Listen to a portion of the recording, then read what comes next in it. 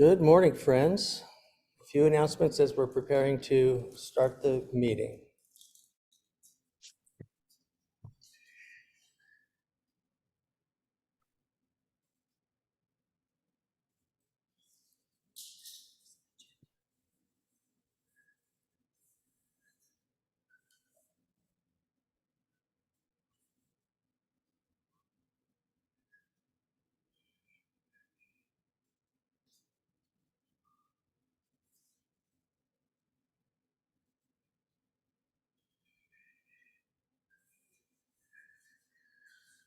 There's still 9 spots for folks that wish to come to the field trip, Monday, April 3rd at the MTO Shamaksudi School of Islamic Sufism in Berkeley. There's a limited amount of room for us, but it's also an iftar as well as a tour of their newly remodeled facility. So you need to sign up with me if you'd like to be a part of that field trip. And our next retreat is this Sunday from 3 to 6 with Chief Philip Scott on a topic emerging and flourishing in the new season.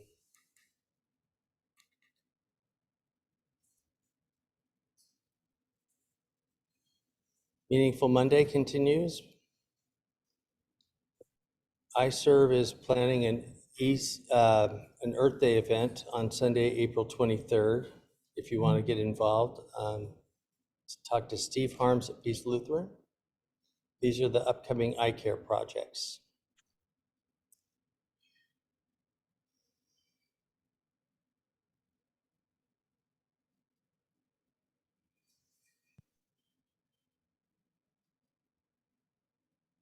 Dennis Wasco is our moderator today, so take it away, Dennis.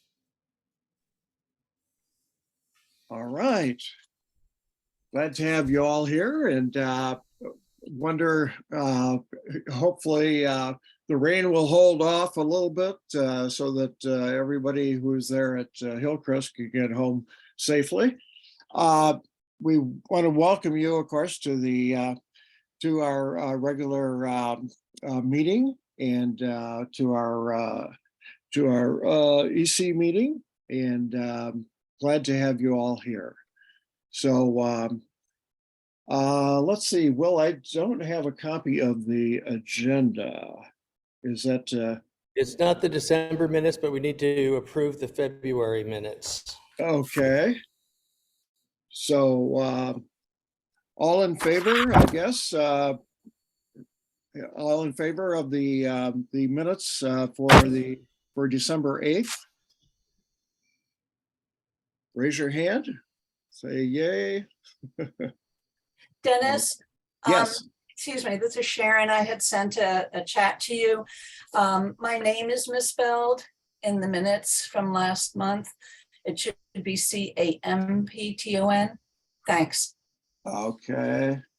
Thank you. Made note of that. Oh, okay. Any other additions or subtractions to the minutes? I guess not. So we are approved. Will, you want to go ahead with the native land acknowledgement? Yeah, when we acknowledge the lands on which we work, serve, and play, we are able to recognize our own relationship with First Peoples here in the land of the Chochenyo Ohlone, or the Bay Miwok, or the Tachi Yokuts, or the Karkin Ohlone. And we all have different relationships with Mount D. The Ohlone called it Tuishtak.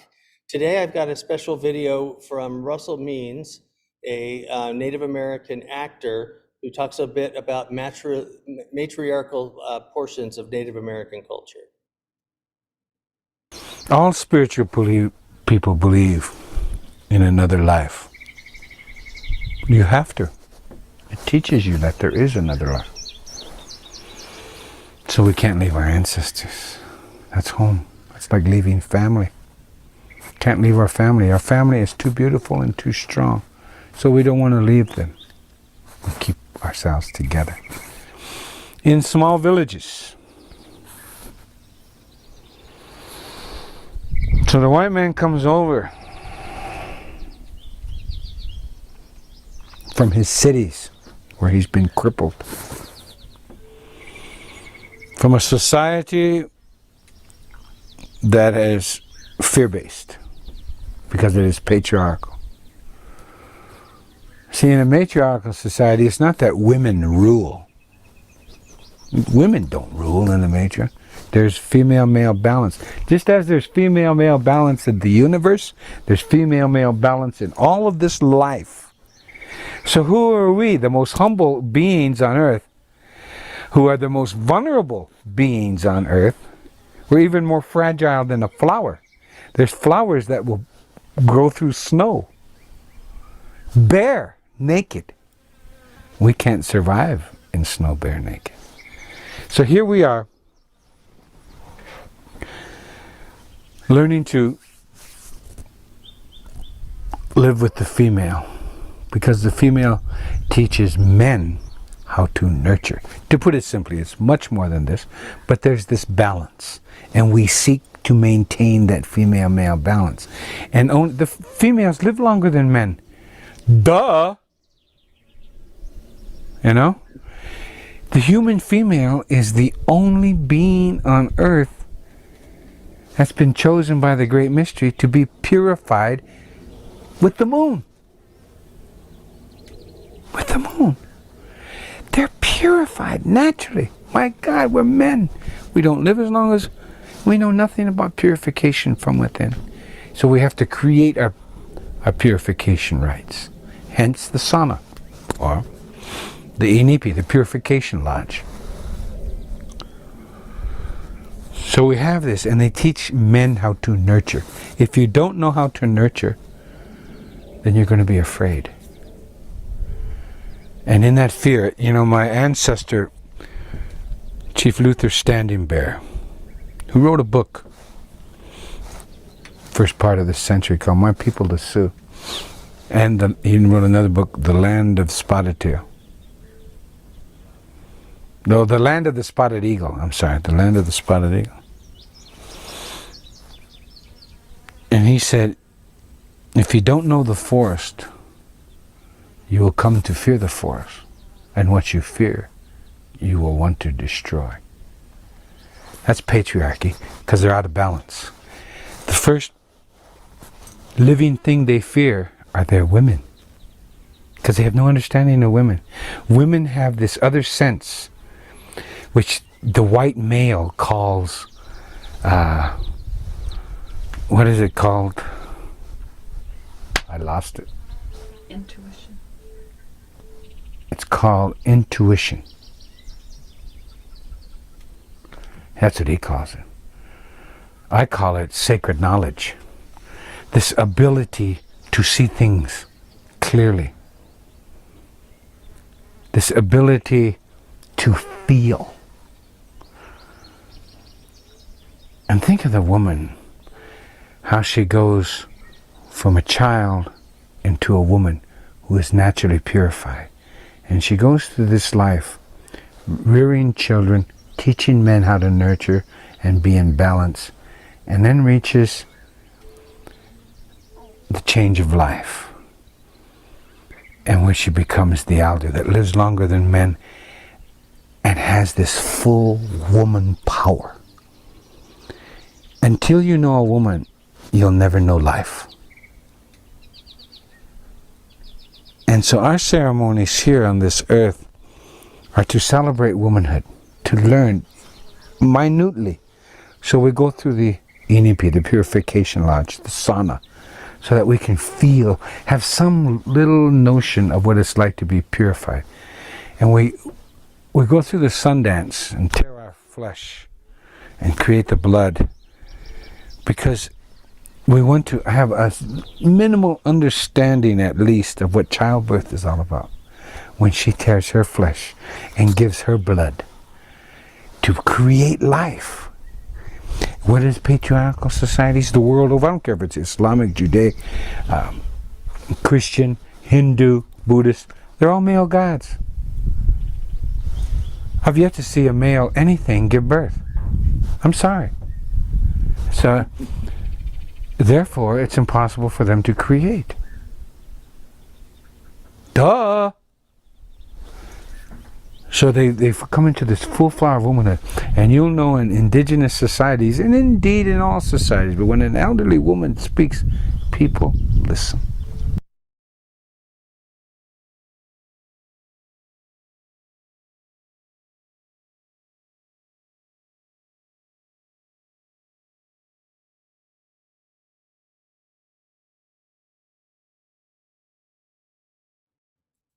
Dennis, we have some readers for the covenant here.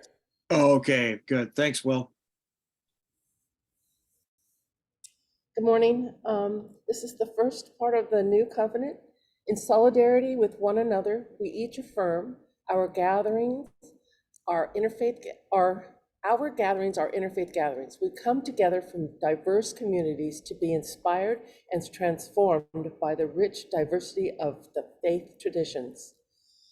We commit ourselves to compassionate and active listening as we engage in respectful dialogue. We welcome those who might differ from us, seeking their wisdom and insights. Each of us shares in the privilege of growing in interfaith love and understanding. Our work together for a common cause brings us together in peace. Thank you, Diane. And Cindy's going to read the others. We are responsible for the work and outreach of the Interfaith Council of Contra Costa County. The governing board provides the necessary oversight and will be attentive to the elective council's ideas, wisdom, and suggestions. We will strive to support and participate in the various outreach programs sponsored and supported by the Interfaith Council. We hold ourselves to the highest ethical standards as we grow together in trust and respect for one another. Our time together is the practice of interfaith understanding, cooperation, and respect. We hope our time together will bless one another, our community, and the world.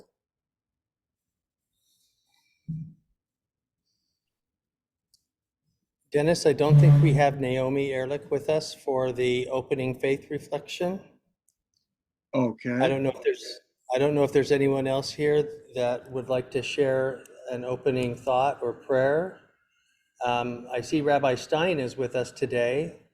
I don't know, Rabbi Stein, if you'd be willing to share just an opening prayer or some opening thoughts of what your community is thinking this time of year.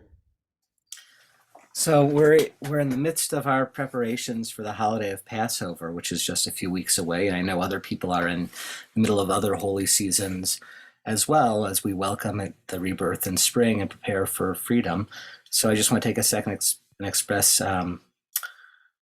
express hope for a spring of growth for all of us, and express gratitude to everybody here in this group for the important work you're doing to forward those goals in our community.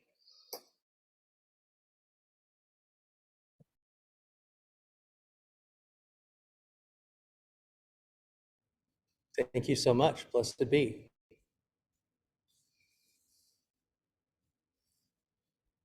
Dennis, I think it's the time for the SOJA report.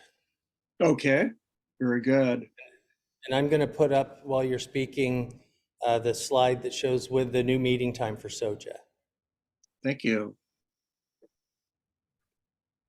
Again, good morning to all of you. And I'd like to talk a little bit about SOJA today, about generally what we do as a committee, and then some of the issues that we're especially working on right now. And and hopefully, as Will said, we're going to be meeting on the third Wednesday of every month from 6 to 7 on Zoom.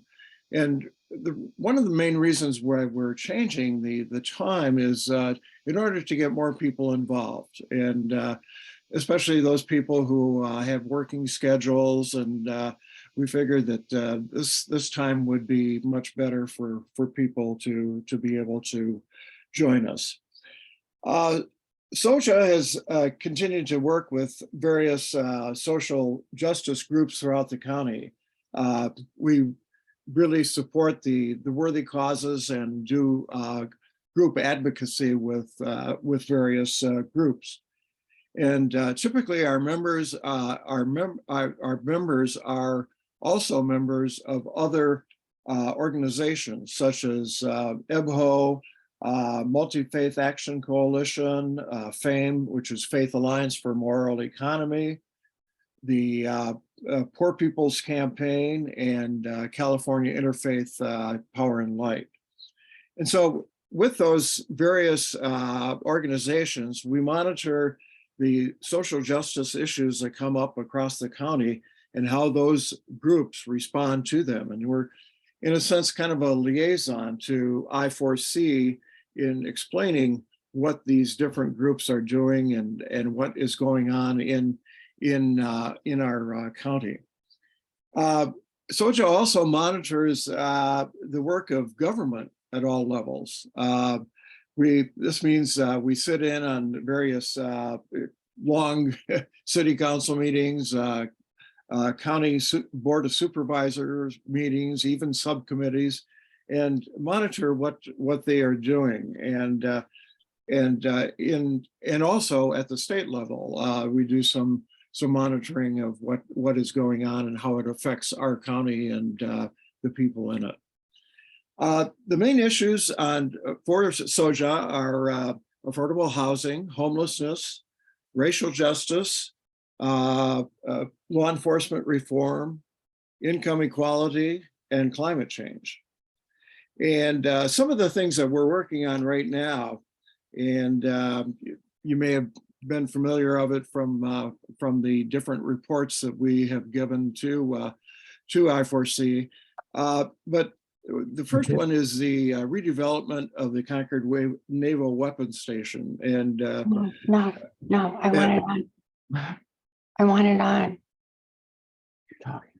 Can someone please mute Susan? I guess that's you, if you don't mind. Thank you. So we've been following this for 20 years, and SOJA has been monitoring the whole development story there in Concord of the Naval Weapons Station, because it's something that's going to have a tremendous impact on not only Concord, but on the entire Contra Costa community. And the big thing that we've been pushing is the whole idea of affordable housing in 25% of the new residences. And one of the reasons why the Sino development project or their proposal was voted down was because they really didn't meet those requirements. And so they voted it down, the city council voted it down, and so now they're back to square one. And we hope to continue to monitor and make sure that the affordable housing and the homeless issues are met. We've just recently, SOJA and some of the faith leaders in Concord met with Laura Nakamura, who is recently is a new city council person. And Laura was very instrumental in fact, that's the campaign that she ran on. It was that they had to take another look at the Sino project. And she was very instrumental in denying it. Just an aside, Laura was the head of the social justice committee and in one of our member congregations, St. Bonaventure. So it's kind of an example of how people who get involved in social justice go into positions of some power and say so. So we're very happy about that. Another issue with the Concord area is the Concord housing element. And every 8 years, each city in the state has to present their plans for housing to the state. And this contains the goals, policies, programs, and so on that they will address in the next 8 years in regard to the housing crisis. And so SOJA has been monitoring that.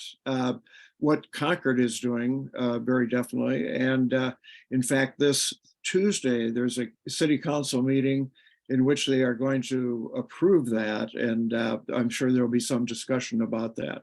So let's see. As an aside, in regard to housing, the Multi-Faith Action Coalition and Hope Solutions are presenting a luncheon and discussion actually today at, I think it starts at 11 o'clock. And if you're interested, I think you can still get in on Zoom. You can still register on Zoom. So that should be very interesting. And it's all of the faith leaders in the area are invited to that. And I know that— And I've got the Zoom link for that, and I can send it to anyone that emails me or texts me. Yeah. So it should be very interesting and well worth your time. Just yesterday, we at our SOJA meeting, we approved a letter that we're going to be sending in support of SB4. And SB4, in case you aren't familiar with it, is a new bill that allows affordable housing on faith lands. And there are several congregations in I4C who are already pursuing this. And in fact, Reverend Will, his congregation is doing a lot of good work there in Pittsburgh on this. And so we yesterday approved a letter, and that will be sent. And generally, the bill allows faith communities to open their lands to affordable housing. Okay. Also, in regard to climate control and so on, SOJA, along with ICANN, which is essentially our climate department, I guess you would say, or group that monitors all issues in regard to climate. And one of the things that we've recently been doing is looking at the toxic releases of the different refineries in Martinez and Richmond, and in addition to that, promoting all sorts of different ideas in regard to making the planet more green and making our efforts in that regard known and promoted. We're actually members, and we monitor closely what the California Interfaith Power and Light is doing. They're very active in that area. So these are just a few of the examples of the things that SOJA does and promotes, and the issues are varied, and there are many committed people and organizations that we like to monitor and to join up with and to support and to lend our support to. So it's our job to always promote these things and to make you, the elected council and I4C members, cognizant of what is going on, and to, in our reports, to be able to shine a light on some of those things. So if you're at all interested in social justice, we'd love to have you as part of our group. In fact, like I said before, we've changed the time of our meetings so that we can accommodate more people. And if you're interested at all, please contact me or Reverend Will. So thank you very much. So the next thing, Will? The next thing is whether we should approve the newly proposed 8-point covenant that we read this morning, which was based on our conversations over the last 3 months. And of course, we want to thank Fr Tom Bonacci and all of the elected council people who have discussed this, and I think we've we've come up with a wonderful covenant, and it really touches all the bases. So I guess we would move to that point. Will have a motion, or Diane has one. Yes, but I want to make sure that everyone is on board, or if anyone has any questions before I move, if there's any concerns or anything like that that you feel we still need to address. Anyone? Then I would like to move that we accept the new covenant as printed in our agenda. Second. Who was that? that was Greg. Greg. Oh, Greg. All in favor? Aye. Any opposed? Thank you very much. Thanks, Diane. Next, we have Kelly Younger from the Interfaith Movement for Human Integrity, who's going to take over the screen and share a brief presentation about how they're working with a young family from Honduras. Go ahead and unmute yourself there, Kelly, and take over the screen. Okay, hello everybody. Good morning. So nice to see you. I am really happy because one person I recognize is on this call unexpectedly. So hi, Christine. So I'm going to give a brief presentation. I am here on behalf of the Interfaith Movement for Human Integrity. Can I just see a show of hands if any of you have ever heard of us? Oh, yay. Yay, a few people. Okay, great. So we're a statewide organization. Actually, before I get started, let me pull up my PowerPoint.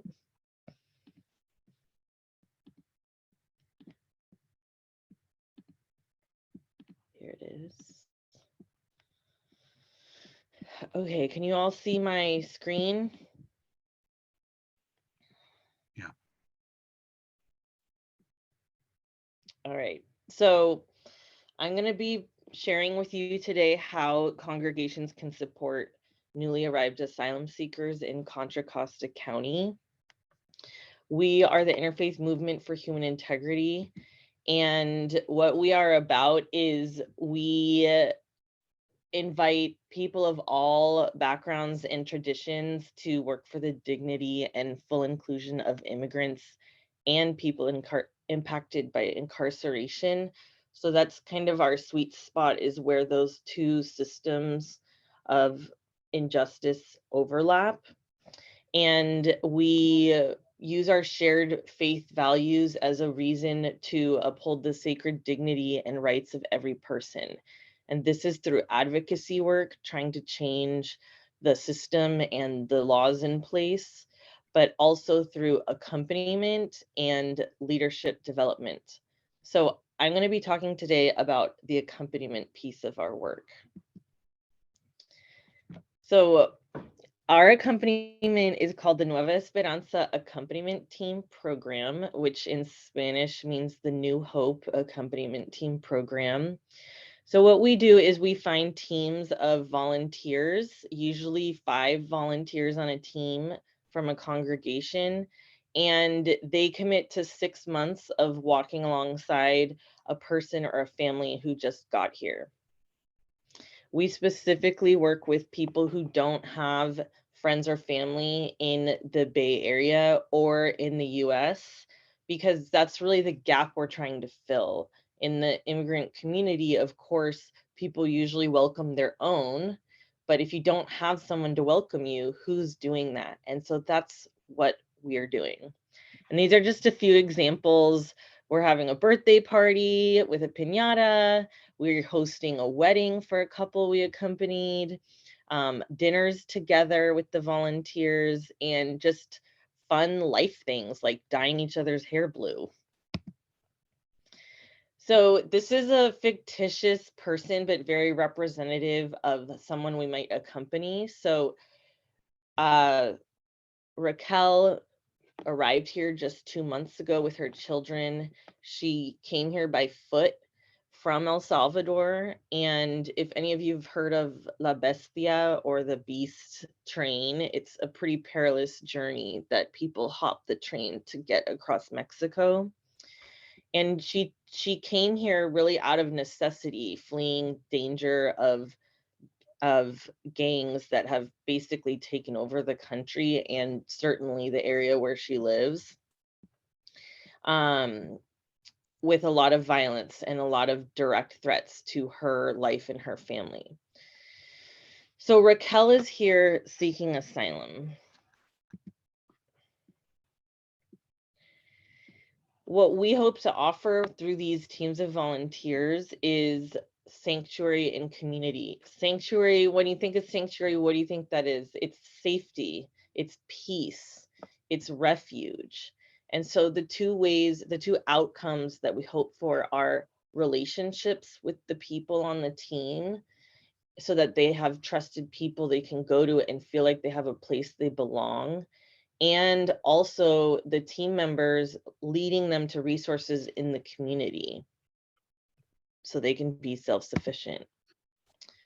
So for example, we ask everyone we accompany to come up with their top 3 priorities or goals. And then we either research and find out where to go for community supports for that, or we might already be familiar with the resources. So for example, if Raquel's, one of her goals is to see a doctor, we would show her where the local clinic is, make sure she gets an appointment to sign up for Medi-Cal, and make sure that process goes smoothly for her getting signed up for medical care.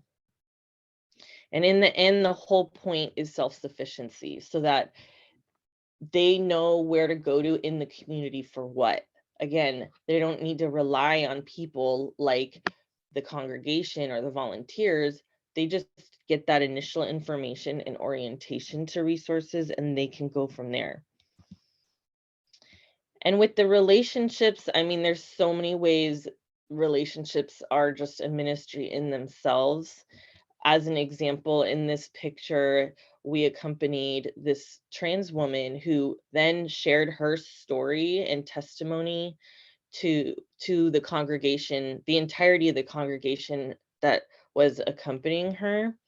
And it's such a shift in the narrative and sense of belonging for her, because she had to flee where she was from due to violence against her for being trans, and here she is getting to be herself, loud and proud, and sharing with a whole group of people.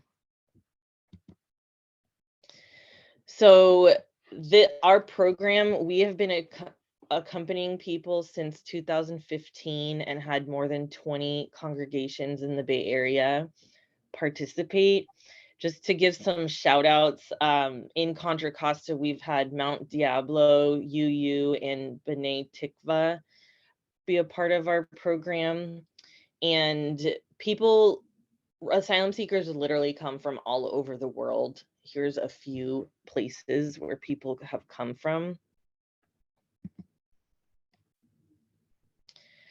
So we want to make sure we name how we can help. What can we do in Contra Costa County to support asylum seekers? One, as I talked about, accompaniment. To name a few real-time opportunities, we have an agreement with the San Damiano Retreat Center in Danville that any asylum seeker can stay at their retreat center for a few weeks up to a few months as a landing place. And so if there's anyone with interest in doing accompaniment that would be willing to walk alongside someone staying there, that is an amazing opportunity to do so. And we have current families in Contra Costa County. Unfortunately, I can't really share details about them, but ways your congregation can help if you can't commit to the full 6 months of accompaniment. You could, for example, put an announcement out to your congregation asking if anyone has any side jobs for someone to earn money, such as cleaning their windows or any little things you can come up with, planting some plants. And one family in particular, we're accompanying now, will be looking for a rental in June. And so we may call on the interfaith community to put the word out for a rental, because it's very difficult to find someone who will accept asylum seekers. There's a lot of systemic barriers to that. Another way people can be involved is what we call hosted housing. So again, I want to give a shout out to Christine, because she has been one of our housing hosts. And what we do is we find people who are willing to host an individual or family in their home, in-law unit, or maybe they have an apartment available at free or reduced costs for 3 to 6 months. And this offers that person or family some stability when they first get here before they move on to get their own place. We partner with an organization called New Anchor for that. And I'm happy to share more about New Anchor if anyone wants to know more. We also support congregations to create space in their actual buildings and property to host someone. So we've had a few congregations listed here do that. And we may have some funding to help support a conversion into a room, such as changing and installing a shower. So like Berkeley Friends had a bathroom already, but not a shower. And so what we were able to do is get a connection that connected to the sink and like turned it into a shower. There is one more way we're asking for support, which is what is called sponsorship. There's many different forms of sponsorship. You may have heard this term before. What we're particularly asking for is sponsors so that people can get out of detention centers, and sponsors for people who are currently abroad. And you may have heard there is a program right now specifically for Venezuelans, Cubans, Nicaraguans, and Haitians, that they are able to come to the US already having immigration authorization upon arriving here, if they can get a sponsor. And the way we're promoting this is we are trying to find sponsors for people we know, family or friends of people we've accompanied, so that we can reunify families and bring their children and loved ones here to be with them.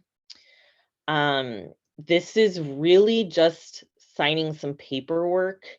The responsibility to sponsor the person actually only falls on their family member that's already here. The congregation does not need to supply finances or anything outside of a few hours of their time to fill out paperwork, and that's it.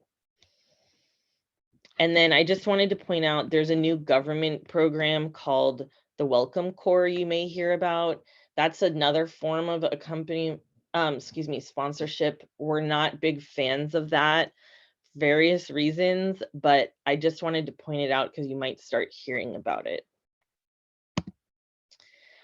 So if you're interested in getting involved or just learning more, we have monthly coalition calls where we talk through all of this, but we also talk through specifically advocacy people can do, and our next meeting will be on April 12th. And then I just want to know, if any of this interests you, what do you foresee you would need as a support to pursue these ideas with your congregation? If you have any ideas, write them in the chat, but just as an example, we could give you a tour of congregational housing that already exists, or we could introduce you to other Contra Costa congregations to join efforts. And then lastly, we're going to put together a webinar about sponsorship with way more details soon. So if anyone has any questions I can answer right now, I'm totally welcome, available to do that, or just contact me and I'm happy to talk more. So thank you so much.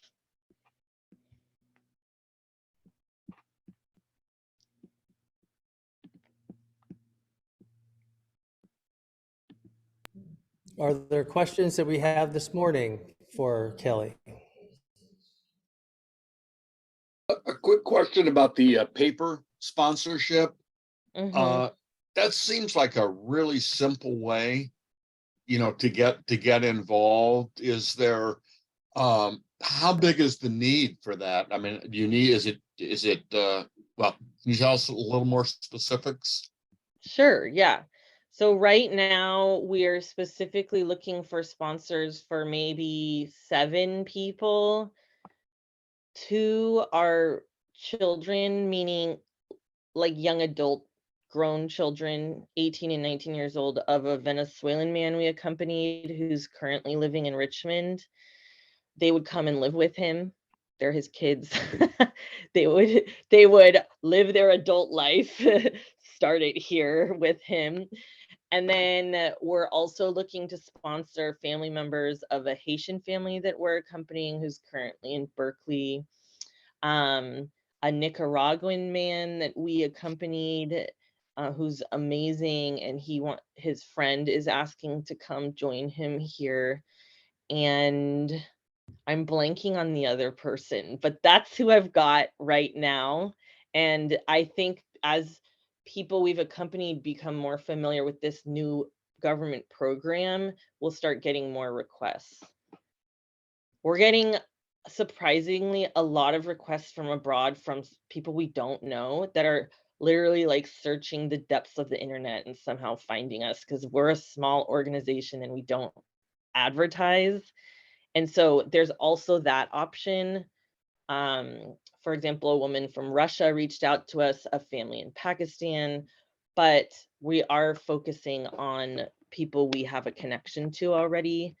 If someone was interested in sponsoring someone who is new to us, we're also open to that. It's just not what we're like focusing on. Thank you. Yeah. I have a question. Mm-hmm. Oh, if we have odd jobs for them to do, if they're interested in earning money, who do we call? Me. You can call me, you can email me, you can text me, and then we'll help make that arrangement so that a person can come do those odd jobs. Right now it's one family in particular we're looking for that for. 650. 650 what number did I put in there? 464. 464-7423. And Naomi has shared in the chat room a request to come to Bethheim congregation to explain. Ooh. So why don't you put your contact information there in the chat room for everybody, Kelly? Good idea. And you should be able to respond to them as a co-host. Wonderful. Okay, so I'm just Right. looking. Thank you. We'll let you Thank do you, that in everyone. the chat room. Thank you. Kelly, thank you very much. It sounds like exciting work and wonderful work and very rewarding work. It is. It really is. Yeah, wonderful, wonderful. Thank you, So, everyone. yeah, thank you for coming. So today's dialogue for the day is how do we create community? What are the key elements, challenges, successes of creating community? And how can we share our concerns for the faith community as we dialogue with other congregations and interested individuals? So Reverend Will, you want to take it?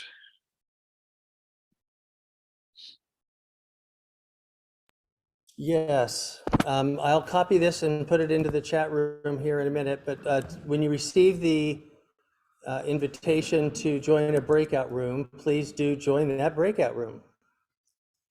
And we'll have one group here in this room as well.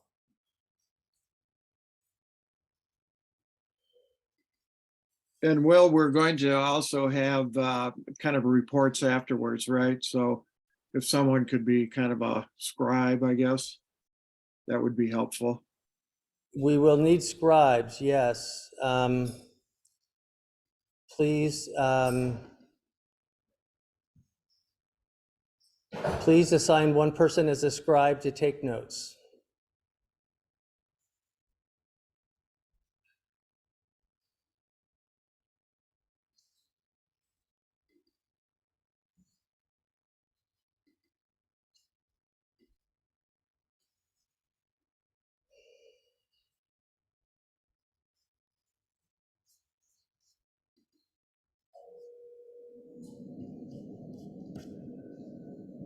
So, Leonard, oh, Leonard, can you join one of the other groups? I think I put you in room 1 so that we didn't have one small group.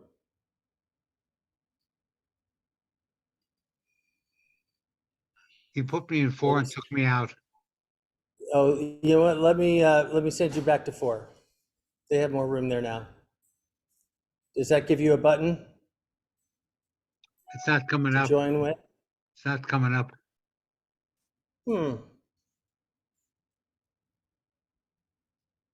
Oh, Oh, here, now I got it. It just came up. let me put you in 3 instead.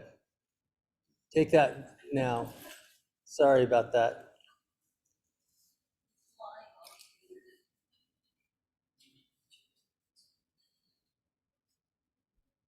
Dennis, did you join a group yet?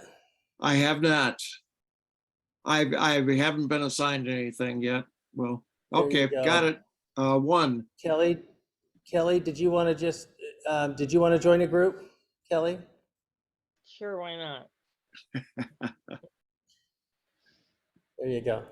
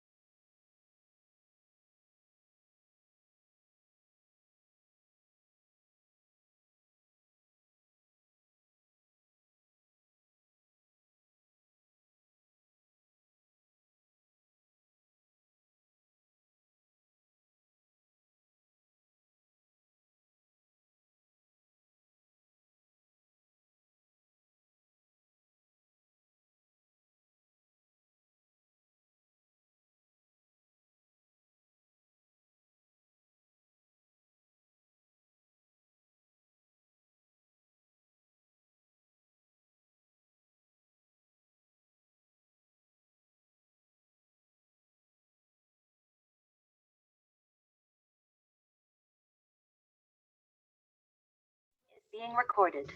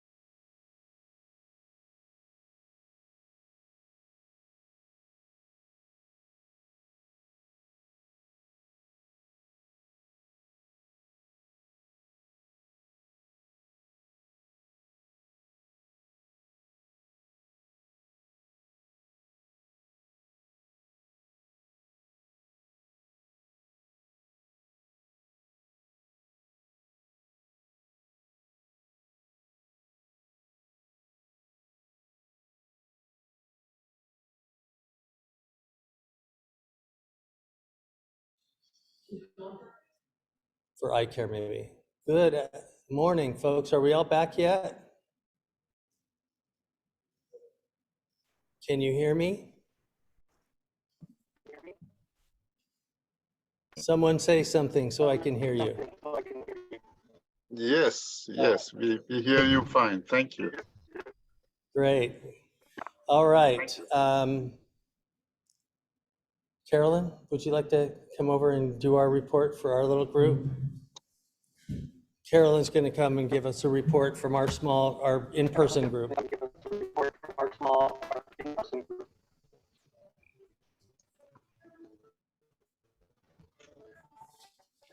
Go ahead.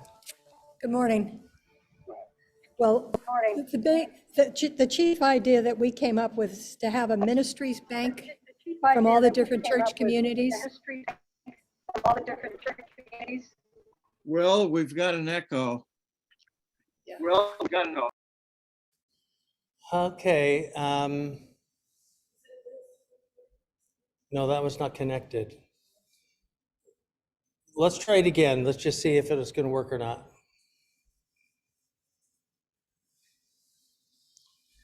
The idea was a ministries bank, all the different types of ministries that are involved in each of the faith communities. Submit that to Diane, and we'll work on having a resource list of different activities that we can combine with SOJA and eye care. It would be a resource center too, to see what other activities all of the different faith communities are involved in. That would be part of our building community. And we could give that a good shot. Thanks. So that's one idea, is trying to come up with a list of what each of our faith communities is working on so that we can refer more easily to each other. Which other small groups? Who was in room 1? Cynthia is our spokesperson. Okay. So you want to hear our main points? Ready for that? Okay. Well, it was pointed out that Well, we have an echo again. Try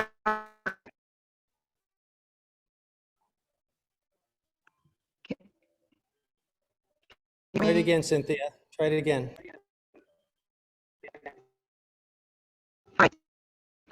It was pointed out that in order to build community, There's we something have to wrong start with with the the sound. individual. Still have it well. Maybe turn your camera off, Cynthia, see if that helps.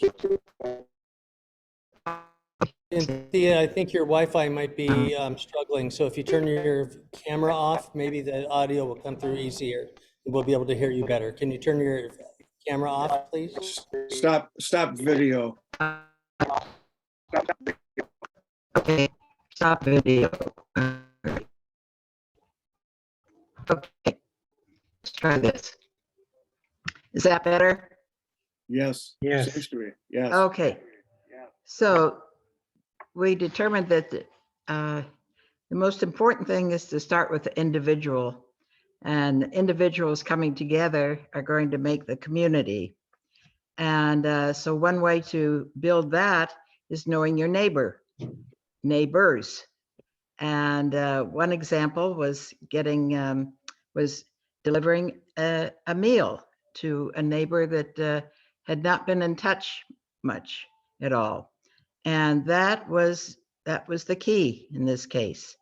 And ever since then, there's been a lot more communication. Then I mentioned too that our block had two houses were sold recently. So I decided it was a good time to have an open house for a couple of hours and invite all the neighbors in, since we hadn't been together much. Well, we hadn't been together at all during the lockdown time. So it was a good idea to take care of that, and then also to meet the new neighbors. And it went over very well. People were just, we had 100% number of people showing up, and everyone really appreciated it. Not only getting to know the new neighbors, but also getting to reunite with everyone, which we hadn't been able to do. Another idea was opening up the garage on a regular basis so that people could easily visit whenever it was convenient for them, you know, knowing a certain time and day and so on. And that is really helpful for those who live alone and, you know, may be really hankering for some more in-person communication. And then it was also pointed out that so many of the neighborhoods have been basically the same since the 1960s. But now there are more changes coming. People are moving out of San Francisco, Oakland, and so on. And so there are lots of opportunities to get together and welcome these changes. But it's important to try to remember to avoid politics. For example, there was one home that had a Trump poster right in the front yard, and that was upsetting a lot of people. Well, the owner found out that it was upsetting, so she moved the poster to the upstairs bedroom window. And that has worked out well. But the thing is that the people were always civil to this neighbor, always. So that was so good to hear. And Thank you, Cynthia. we ended up with we're only sharing one thing, Cynthia. We're only okay. sharing our top one thing, and please email me the rest of all of your responses from your community that we'll add to the minutes, but we're sharing one thing from each of the groups. Okay. So All room right. 2, do you have something to share? Who was your recorder? Reza, I think that was you.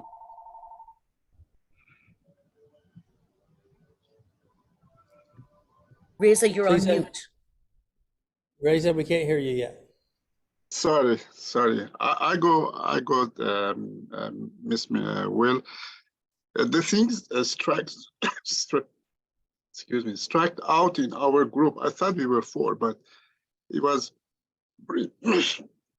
sorry. Bring compassion into action by Miss Miller.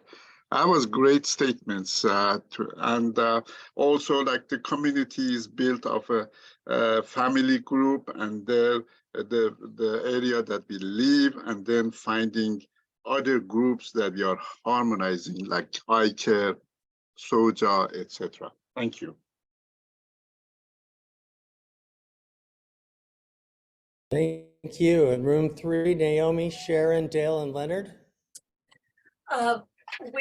One of the things that really stood out that Dale brought to our attention through his experience of his congregation, Methodist, working with a primarily African-American congregation in connection with a primarily Euro-American.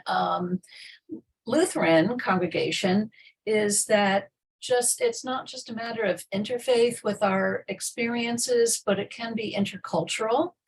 And also perhaps even economic, demographic, perhaps age.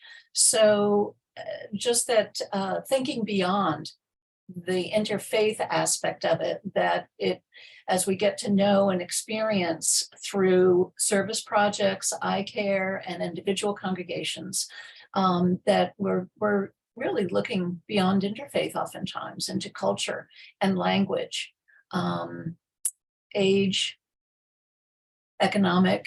So that was an enjoyable understanding and recognition for me. Thank you.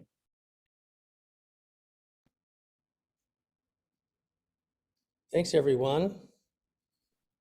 We're going to move into community announcements. And I have one I'd like to share, and that's we're going to do a field trip to the MTO Shah Maksudi School of Islamic Sufism's building in Berkeley. They've just newly remodeled the facility, but there's room for 9 more folks given their protocols. So it is also an iftar, so they want to make sure they have enough funding or food for everybody. So email me at interfaithccc@gmail if you want to sign up for that trip. There are 9 spots left. And other community announcements. Yeah, well, I just wanted to reiterate the announcement that you had earlier about the luncheon and the discussion that's going to take place at 11 o'clock today, and it's sponsored by Multi-Faith Action Coalition and Hope Solutions, and it should be very interesting. And again, contact Will if you want to be on Zoom for that.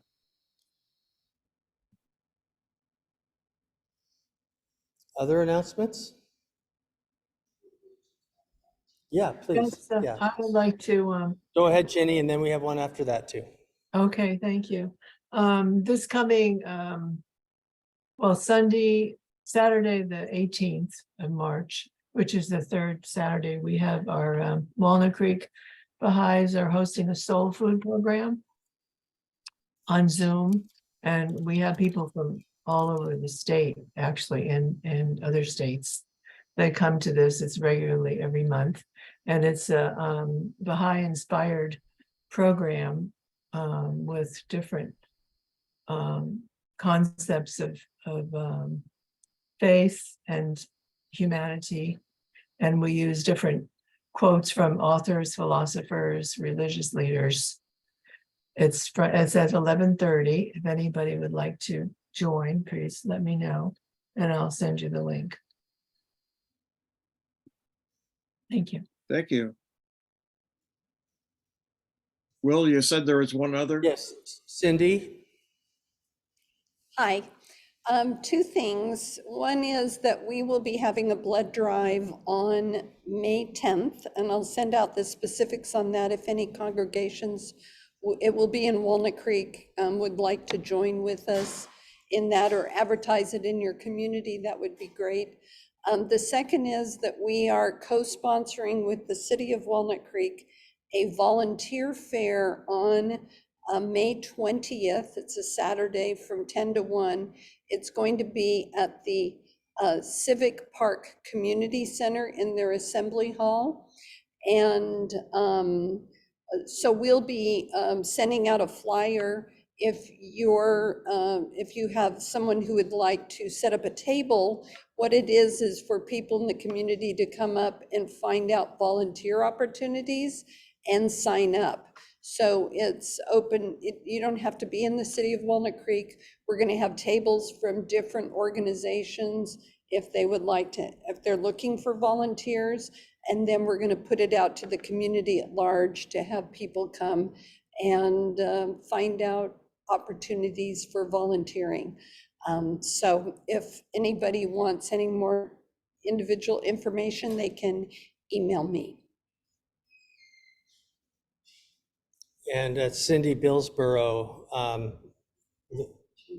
at Gmail, or you'll also see her in the list that the agenda comes to. Are there other announcements for the good of the order? Just unmute yourself and speak up. Just wanted to put out a huge thank you to the women's panel last night and to Diane for being the moderator. What a great conversation with Naomi and Pamela Prime, Reverend Marie Wilson, other folks as well. Yeah. Other announcements? Kelly, did everyone get Kelly's information in the chat room? I think it's still there if you need it. We'll put it in the minutes as well.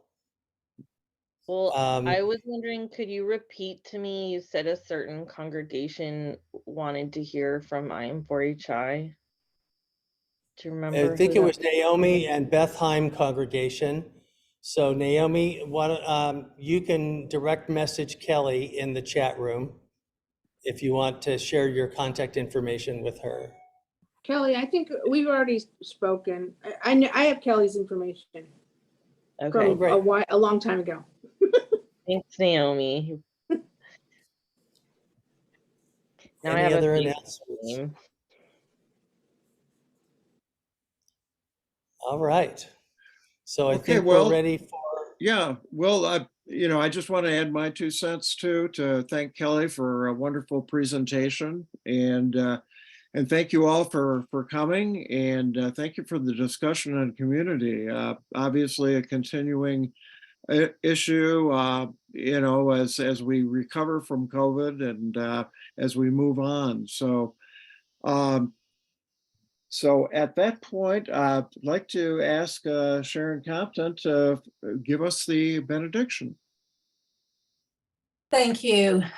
I have actually 2 blessings to offer today.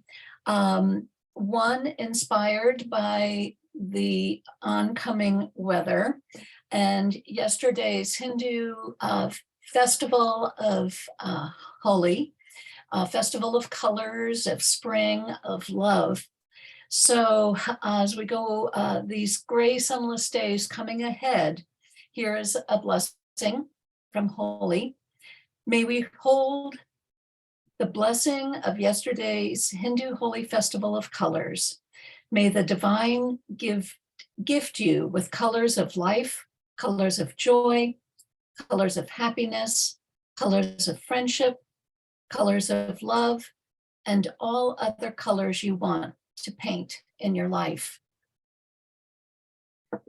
And also in light of our revised covenant, as we go forward into this day and onward, may we indeed embody the practice of interfaith understanding, cooperation, and respect with all whom we encounter each day.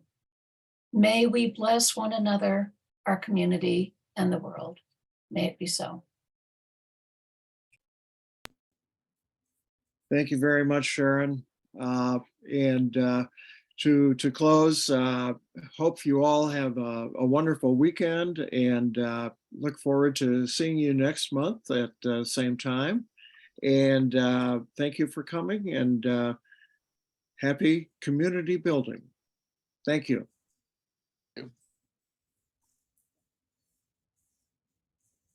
Thank you, everyone. Thank you. Be well. We still have a lot of really good programs on our YouTube channel, and lots to celebrate with each other with all of our holy days, especially Nowruz and a Passover Easter cycle that many of us are in. Blessed be.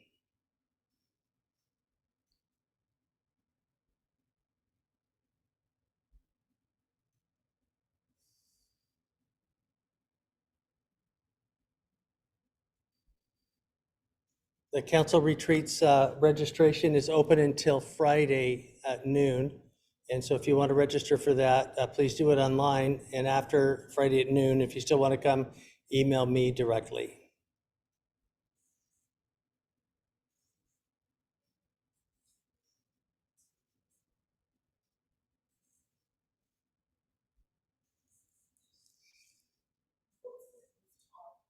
Iftar is a breaking of the fast, a Ramadan fast. So they'll have dates and some food